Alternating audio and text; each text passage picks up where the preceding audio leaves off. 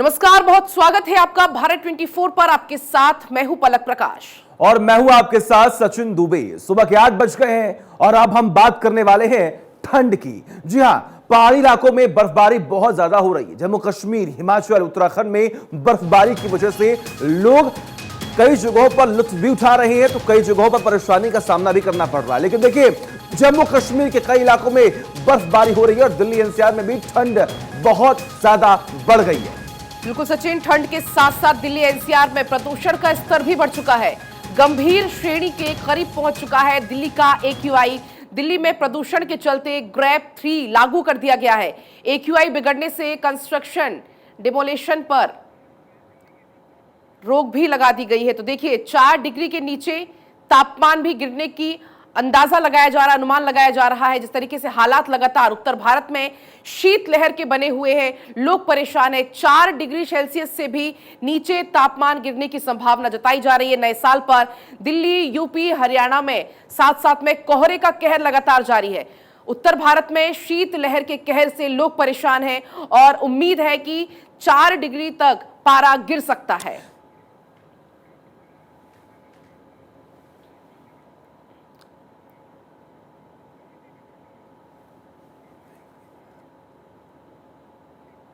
और देखिए किस तरीके से लगातार ठंड जो है वो लगातार बढ़ती हुई दिखाई दे रही है। और हमारे सहयोगी ने बताया कि किस तरीके से पहाड़ी क्षेत्रों में लगातार तापमान गिर रहा है, लेकिन इसका देखिए असर निचले जिलों में भी, निचले प्रदेशों में भी पड़ता हुआ दिखाई दे रहा है। दिल्ली की बात कीजिए, उत्तर प्रदेश की बात कीजिए, बिहार की बात कीजिए, हरियाणा की बात कीजिए, वहां पर भी हालात अब बेकार होते हुए दिखाई दे रहे हैं क्योंकि ठंड जो है वो बहुत ज्यादा बढ़ता हुआ दिखाई दे रहा है। तापमान में गिरावट दर्ज की जा रही है। लोग अब अलाव का सहारा लेते हुए यहां पर दिखाई दे रहे हैं। बिल्कुल, एक तरफ ठंड है, दूसरी तरफ कोहरे से लोग लगातार परेशान है। राजस्थान की बात की जाए, बिहार की बात की जाए, हर तरफ सिर्फ और सिर्फ घना कोहरा नजर आ रहा है। हर तरफ लोग परेशान हैं, अलाव का सहारा लेने को मजबूर है। किसी तरह लोग अपना जीवन यापन करने को मजबूर है। दिल्ली में 7 डिग्री सेल्सियस तक पारा दर्ज किया गया है। नोएडा की बात की जाए, नोएडा में 8 डिग्री सेल्सियस, गाजियाबाद की बात की जाए, गाजियाबाद में 7 डिग्री सेल्सियस, लखनऊ में 9 डिग्री सेल्सियस तक पारा दर्ज किया गया है। तो देखिए कहां पर किस तरीके से लगातार तापमान गिर रहा है, इसके बारे में तो आपको बता रहे हैं, समझा ही रहे हैं, लेकिन तस्वीरें भी आपको दिखा रहे हैं किस तरीके से। देखिए सुबह सुबह लोग जो हैं वो अलाव का सहारा ले रहे हैं। तो तमाम तस्वीरें जो है हम लगातार आपको दिखा रहे हैं और हमारे साथ 2 सहयोगी लगातार ग्राउंड जीरो से बने हुए जो आपको पूरी अपडेट देंगे मौसम की। सबसे पहले आनंद का रुख करते हैं। आनंद, दिल्ली की तस्वीरें जरा दिखाइए और बताइए कि आखिर वहां पर किस तरीके से मौसम का हाल है और लोग कहीं ना कहीं इस बढ़ती ठंड की वजह से परेशान जरूर हो रहे होंगे। जी सचिन, आपने बिल्कुल सही कहा। दिल्ली एनसीआर को इस वक्त कड़ाके की ठंड झेलनी पड़ रही है। दरअसल इसका मामले पूरी शुरुआत ये है कि पहाड़ों पर ताज़ी बर्फबारी लगातार हो रही है, जिसका असर दिल्ली एनसीआर में भी देखा जा रहा है। मैं आपको बता दूं, मैं इस वक्त लोधी स्टेट में हूं। लोधी स्टेट वो एरिया है जहां दिल्ली के एलीट लोग रहते हैं जो देश का मुस्तकबिल तय करते हैं। आप देख सकते हैं मेरे सामने ही मौसम भवन है जहां तमाम सूचकांक को लेकर एक विशेष बोर्ड लगाया गया है जो तमाम सूचकांक दिखाता है। आप देख सकते हैं सूचकांक आपके सामने है। वायु गुणवत्ता को लेकर आज की डेट से लेकर तमाम सूचकांक दिखाएगा आपको कि इस वक्त दिल्ली की हवा कितनी साफ सुरक्षित। आप देख सकते हैं PM10 289, आप कह सकते हैं मॉडरेट। आप देख सकते हैं तमाम सूचकांक इसमें दिखाए जा रहे हैं। आपको बताया जाएगा कि दिल्ली की हवा गुड से लेके गुड, 1 से लेके 50, फिर satisfactory, moderate, poor, very poor और उसका सिफर। तो तमाम चीज़ें दिखाई जाती हैं जो दिल्ली की हवा को लेकर आपको दिखाएगा कि दिल्ली की हवा कितनी सुरक्षित है। तमाम वादे प्रतिवादे किए जाते हैं कि दिल्ली को पेरिस बनाया जाएगा, लंदन बनाया जाएगा, लेकिन उसके बाद भी दिल्ली की वायु की अगर बात करें वो लगातार अनहेल्दी रीजंस में है, जिसके चलते ग्रेड 3 की प्रतिबंधिता लागू की गई है, जिसमें अब दिल्ली एनसीआर में किसी भी प्रकार के निर्माण और डेमोलिशन पर रोक लगा दी गई है। तो आप खुद समझ सकते हैं सरकार भी कहीं ना कहीं मान रही है दिल्ली की हवा बेहद ही दूषित है। Air quality index, air quality data follows, अभी सामने 2.5, 2.10 से लेकर तमाम सूचकांक दिखाए जाएंगे। देख सकते हैं ozone 20, nitrogen oxide 52, carbon monoxide, pollution जो गाड़ी से धुआं निकलता है उसको कार्बन मोनोऑक्साइड बोलते हैं 122, वो पूरी तरह से पुअर, वेरी पुअर और सेटिस्फैक्टरी से लेकर तमाम ओजोन जो हमें सूरज की रोशनी से बचाता है, तमाम चीजें PM 2.5, 284, बिल्कुल, बाकी जो आप आंकड़े दिखा रहे हैं काफी डराने वाले आंकड़े, खराब श्रेणी के ये आंकड़े इनको हम कह सकते हैं। हमारे साथ मयंक भी लगातार बने हुए हैं। आप मयंक, क्या कुछ तस्वीरें, चूंकि देखिए अब दिन चढ़ रहा है, ऐसे में कोहरा भी बढ़ता है, तस्वीरें दिखाइए और वहां का आप AQI भी बताइए। देखिए आनंद, जिस तरह से बता रहे हैं कि दिल्ली में जो AIQ लेवल है वो बहुत ज़्यादा खराब है, बहुत सारी परेशानियां हैं, लेकिन उत्तराखंड एक ऐसा राज्य है जहां से ऑक्सीजन देश के अलग अलग हिस्सों में जाती है, ताज़ी हवा का झोंका यहां से जाता है, और जब यहाँ बर्फबारी होती है तो निश्चित तौर पर इसका असर जो है वो दिल्ली सहित उत्तर प्रदेश, हरियाणा और अन्य राज्यों में साफ तौर पे देखा जाता है। तो अगर मैं उत्तराखंड की बात करूं, राजधानी देहरादून की बात करूं, तो आप देखेंगे दूर तक आपको जो विजिबिलिटी है बिल्कुल क्लियर दिखाई देगी, और भगवान सूर्य भी जो है वो अपने धीरे धीरे कह सकते हैं कि अपने चरम पे आ रहे हैं। यानी यहाँ पे फॉग नहीं है, ये एक राहत की बात है कि यहाँ आज फॉग नहीं है। मौसम विभाग ने 3 दिन का फोरकास्ट जारी कर रखा था, ऑरेंज अलर्ट है उस मौसम को लेके, लेकिन ये अलर्ट पहाड़ों के लिए और खास तौर पे जो मैदानी जिले हैं उत्तराखंड के उनको लेके है। पहाड़ों में बर्फबारी हो रही है, पिथौरागढ़ के मुनस्यारी में, उत्तरकाशी के हर्षिल सुखी टाप क्षेत्र में, इसके अलावा चंपावत में बर्फबारी का दौर शुरू हो चुका है, और वहां से जो ठंडी हवाएं चल रही है सही कह रहे हैं वो आप, कहीं ना कहीं और जो तमाम तस्वीरें आप दिखा रहे हैं उससे हम समझ भी पा रहे हैं कि किस तरीके से तमाम जो सैलानी है वहां पर पहुंच रहे होंगे तो मौसम का लुत्फ भी उठा रहे होंगे। आएंगे आपके पास, आनंद का रुख करते। आनंद, एक तरफ ठंड तो बढ़ रही है लेकिन दूसरी तरफ AQI लेवल यानी कि पॉल्यूशन का जो स्तर है वो भी बढ़ता हुआ दिखाई दे रहा है। जी, आपने बिल्कुल सही कहा। इस बात का प्रमाण ये देता है कि दिल्ली सरकार ने कल से ही ग्राफ 3 की प्रतिबंधिता लागू कर दी है, रूल्स लागू कर दिए है, जिसके बाद तमाम डेमोलिशन और कंस्ट्रक्शन पर रोक लगा दी गई है। तो आप खुद समझ सकते हैं, सरकार खुद मान रही है कि दिल्ली NCR का हवा बेहद ही दूषित है। आपको बता दूं, बीजेपी ने इसको लेकर तमाम आम आदमी पार्टी पे वार करने शुरू कर दिए हैं, और बीजेपी के साथ साथ आम आदमी पार्टी जहां जिसने वादा किया था कि सरकार बनने के बाद पंजाब से लेकर दिल्ली में दोनों जगह आम आदमी पार्टी की सरकार है, लेकिन उसके बाद भी असलियत ये है कि जिसने आम आदमी पार्टी ने पहले वादा किया था दिल्ली को साफ सुरक्षित हवा दी जाएगी, लेकिन हवा आज भी दिल्ली की दूषित है। ये तमाम सूचकांक आपको दिखा रहे हैं। मैं एक बार दोबारा आपकी नजर में दिखाना चाहता हूँ। PM10 289 आप समझ सकते हैं, परपेंडिकुलर मैटर, PM 2.5 तमाम चीजें आपको दिखा रही हैं कि दिल्ली की हवा इस वक्त बेहद ही दूषित है। बिल्कुल, और देखिए इसीलिए जो सरकार ने एडवाइजरी जारी की है उसका पालन करना होगा, सावधानी बरतनी होगी। आप पॉल्यूशन की बात कीजिए, आप ठंड की बात कीजिए, सभी चीजों को लेकर सावधान रहने की जरूरत है। आप दोनों का बहुत बहुत शुक्रिया। और अब चलिए आगे बढ़ते हैं। भारतीय क्रिकेट टीम के चमकदार सितारा ऋषभ पंत अपनी मां को सरप्राइज देने के लिए जा रहे थे, लेकिन तभी कुछ ऐसा हुआ कि उन्हें अस्पताल पहुंचा दिया गया। उनकी मर्सिडीज कार बर्निंग कार बन गई। ऋषभ पंत आग के लपटों में घिर गए, उनके कपड़ों तक जल गए। बड़ी मुश्किल से वो कार से बाहर निकले और अपनी जान बचाई। ऋषभ पंत को उनके घुटने पर चोट लगी है, पीठ और सिर में चोट लगी है। पंत को फिट होने में एक साथ कई वक्त लग सकता है। सवाल यह है कि क्या पंत क्रिकेट खेल पाएंगे या नहीं।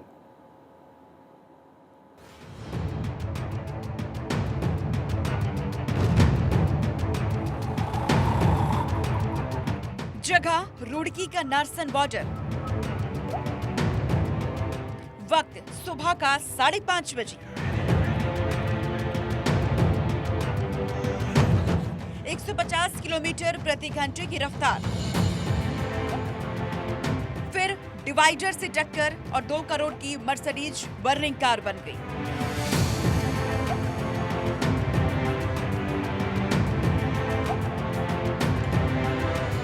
और उस कार में सवार थे भारतीय क्रिकेटर का चमकता सितारा, विकेटकीपर बल्लेबाज ऋषभ पंत।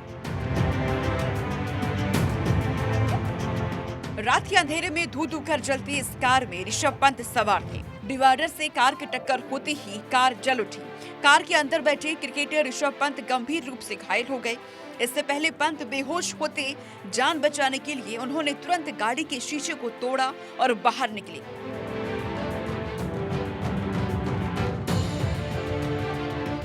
भारतीय क्रिकेट टीम के विकेटकीपर बल्लेबाज ऋषभ पंत आज सुबह अपनी मां को सरप्राइज देने के लिए रुड़की अपने घर जा रहे थे, और जो नारसन बॉर्डर है, जब मुजफ्फरनगर दिल्ली से मुजफ्फरनगर होते हुए हम हरिद्वार की तरफ जाते हैं, रुड़की तरफ जाते हैं, ये नारसन बॉर्डर है। और यहाँ पे ऋषभ पंत की जो मर्सिडीज गाड़ी थी वो इस जगह से डिसबैलेंस हुई है, नियंत्रण गाड़ी पे से खोया है। तकरीबन 5:30 से 6 का वक्त रहा होगा। उसके बाद ये गाड़ी जो है इस जो ये लोहे के बैरियर लगे हुए हैं इनको तोड़ते हुए हमारे दूसरी तरफ दाहिने आप देखेंगे वहाँ भी आपको जो रोड साइड बैरियर लगते हैं उनको तोड़ते हुए आगे जाके गिरी है। ऋषभ पंत कल ही दुबई से लौटे थे और मां को सरप्राइज देने के लिए दिल्ली से रुड़की जा रहे थे, लेकिन उत्तराखंड के नारसन बॉर्डर पर उनकी कार हादसे का शिकार हो गई। हादसा कितना जोरदार था वो ये सीसीटीवी में कैद हुई तस्वीरें बता रही हैं।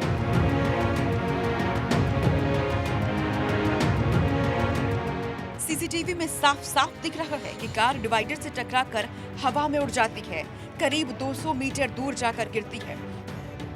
जली हुई मर्सिडीज कार की हालत बता रही है कि हादसा कितना भयावह था। हादसे के कारण 2 करोड़ की मर्सिडीज का पुर्जा पुर्जा खुल गया है।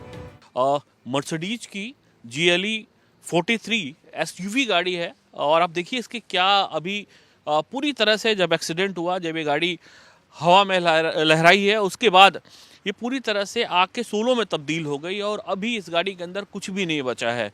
ये बहुत राहत की बात है कि जिस हिसाब से ये हादसा हुआ और जिस हिसाब से गाड़ी नज़र आ रही है, इसको देख के ये करना मुश्किल है कि इस गाड़ी में कोई भी अगर सवार होता तो उसके बचने की संभावना बहुत कम होती। ऋषभ पंत की जान तो बच गई, लेकिन उन्हें गंभीर चोटें आई हैं। पंत के पैर, पीठ और सिर में चोटें आई हैं। हादसे के बाद पंत के पास सबसे पहले स्थानीय लोग पहुंचे और पंत को कार से निकालने में मदद की। आग के कारण पंत के कपड़े तक जल गए थे, जिसके बाद स्थानीय लोगों ने उन्हें ठंड से बचाने के लिए कंबल उठाया। ऋषभ पंत को इलाज के लिए देहरादून के मैक्स अस्पताल में भर्ती कराया गया है। क्रिकेटर ऋषभ पंत अभी हॉस्पिटल में आए हैं और इनिशियली डॉक्टर्स की टीम उनकी देखभाल कर रही है, अंडर इवैल्यूएशन है वो, और कुछ जांचों के बाद ही हम आगे डिटेल बता पाएंगे। और फिलहाल वो स्थिर हैं। अभी ऑर्थोपेडिक्स जो कि हड्डी रोग विशेषज्ञ होते हैं और प्लास्टिक सर्जन जो कि एब्रेजन वगैरह अगर कुछ चोट लगती है उसका मेन उसी का इलाज हम कर रहे हैं। बाकी जो अंदर की पूरा एवोल्यूशन के बाद ही कोई हम देख पाएंगे कि अगर कोई गंभीर चोट है या नहीं है। फिलहाल कोई गंभीर चोट ऐसी लग नहीं रही है। अभी ऑर्थोपेडिक्स और प्लास्टिक सर्जन की टीम देख रही है। पंत ने हादसे का कारण नींद को बताया है। पंत के मुताबिक पलक झपकने से ये हादसा हुआ है। फिलहाल उनकी हालत स्थिर है। वहीं उत्तराखंड के सीएम पुष्कर सिंह धामी ने भी पूरे मामले का संज्ञान लिया है। धामी ने कहा है कि अगर जरूरत पड़ी तो पंत को बेहतर इलाज के लिए एयरलिफ्ट कर दिल्ली भी शिफ्ट किया जा सकता है।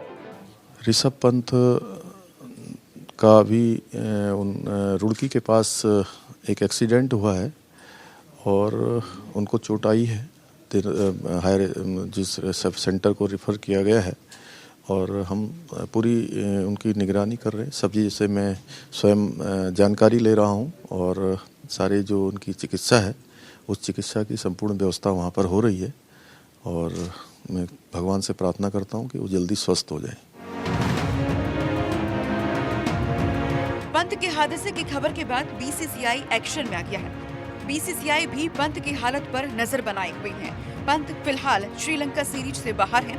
उन्हें आराम दिया गया था। Bureau report, Bharat 24। और इसी बीच आपको बड़ी खबर बताएंगे। तुनिशा केस से जुड़ी हुई तुनिशा केस में सबसे बड़ा खुलासा सामने आया है। तुनिशा शर्मा की हिजाब पहनने की वीडियो सामने आई है। गणपति पूजा के दौरान तुनिशा ने हिजाब पहना था। ये बड़ी खबर सामने आ रही है। तुनिशा की मां ने हिजाब की बात का जिक्र किया था और यही तस्वीर जब सामने आ रही है तो उनकी बात चरितार्थ होती हुई दिखाई दे रही है। जी हां, तुनिशा की मां ने प्रेस कॉन्फ्रेंस में इस बात का जिक्र किया था कि सुजान के साथ जब तुनिशा रिलेशनशिप में थी तो सुजान तुनिशा पर दबाव बनाया करता था कि तुम हिजाब पहनो और इसके साथ ही साथ सुजान के अलावा उनके परिवार पर भी तमाम बड़े आरोप लगाए गए हैं। ये तस्वीरें आपके सामने हैं, गणपति पूजा की तस्वीरें, जिस वक्त तुनिशा को आप देख पा रहे हैं हिजाब में, और यही तमाम जो बातें हैं वो तुनिशा की मां ने प्रेस कॉन्फ्रेंस में कही थी। तो देखिए, आप ये तस्वीर देख सकते हैं। गणपति पूजा हो रही है जिसमें तुनिशा हिजाब पहनी हुई नजर आ रही है। कल आपको बता दें कि तुनिशा की मां ने प्रेस कॉन्फ्रेंस की तमाम ऐसे कई बड़े खुलासे किए। उसमें उन्होंने एक खुलासा यह भी किया कि तुनिशा पर दबाव बनाया जाता था, तुनिशा को प्रेशराइज किया जाता था सुजान की तरफ से कि वो इस तरीके से हिजाब पहने। तो आप ये तस्वीर देख सकते हैं। ये गणपति पूजा के दौरान की तस्वीर सामने आई है, वीडियो सामने आई है निकलकर। इसके पहले भी एक और तस्वीर सामने आई थी जिसमें भी तुनिशा हिजाब पहनी हुई नजर आ रही थी, साथ में सुजान मौजूद थे।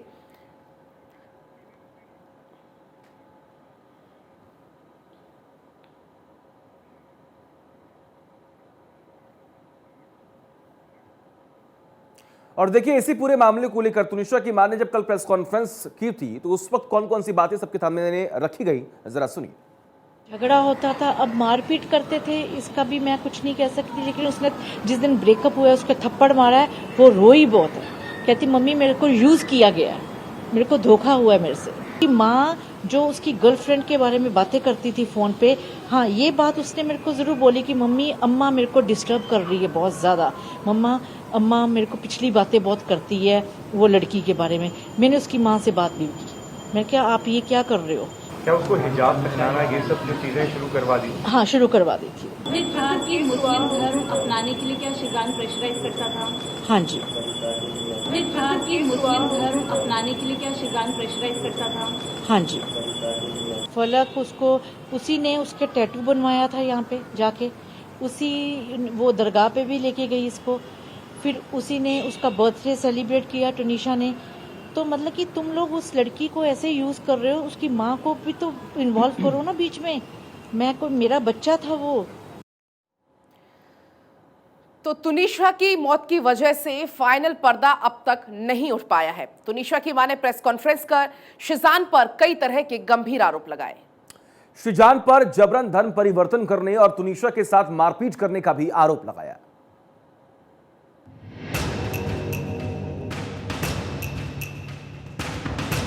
उसी वो दरगाह पे भी लेके गई इसको,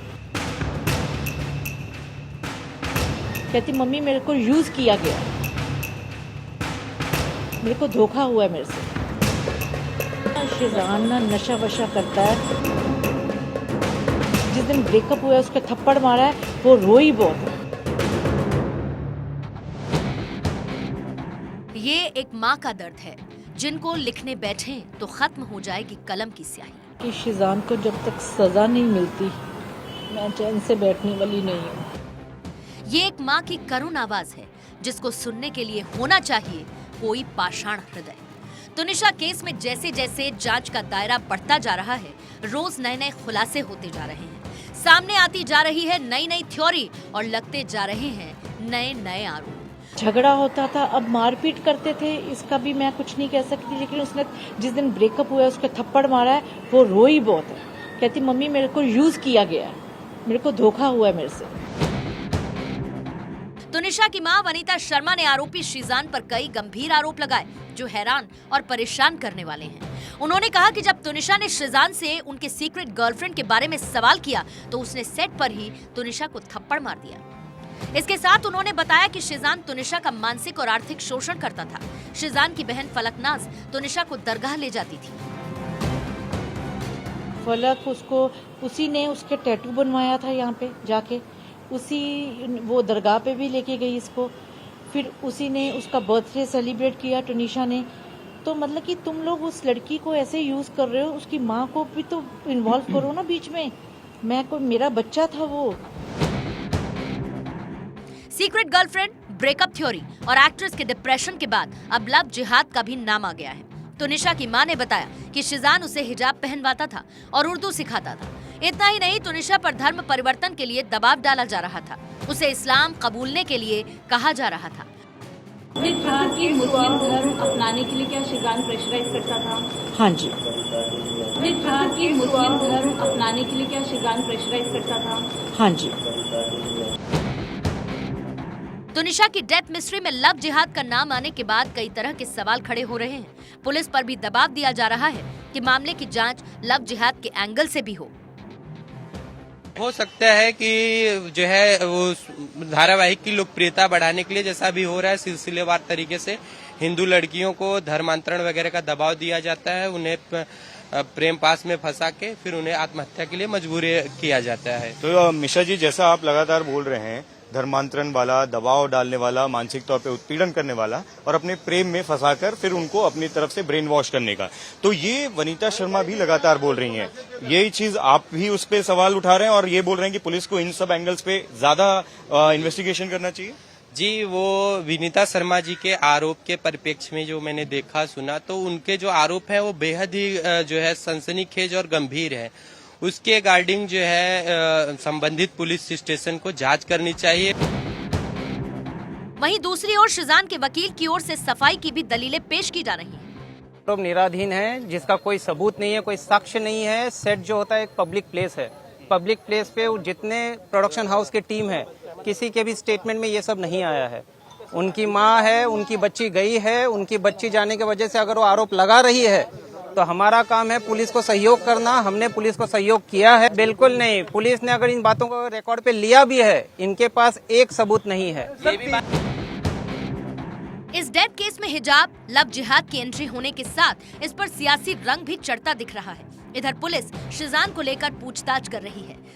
देखना होगा कि मौत की वजह से फाइनल पर्दा कब हटता है। और इसी बीच एक और बड़ी खबर आपको इसी केस से जुड़ी हुई बता देते हैं। आरोपी शिजान की कोर्ट में आज पेशी होगी। वसई कोर्ट में शिजान की आज पेशी होगी। आज शिजान की रिमांड खत्म हो रही है। तो देखिए, बड़ी खबर हम आपको बता रहे हैं, वसई कोर्ट में शिजान की आज पेशी होनी है, क्योंकि 2 बार शिजान की रिमांड बढ़ाई गई थी और एक बार फिर से यहाँ पर रिमांड बढ़ाने की बात हो सकती है। वजह साफ है, वजह यह है कि बार बार पुलिस की तरफ से इस बात का जिक्र हो रहा है कि शिजान हर बार अपने बयानों को बदल रहा है और इसी आधार पर एक बार फिर से पुलिस शिजान की रिमांड बढ़ाने की मांग करेगी कि और थोड़ा समय मिल सके और पूछताछ हो सके और जल्द से जल्द पूरा मामला सुलझ सके।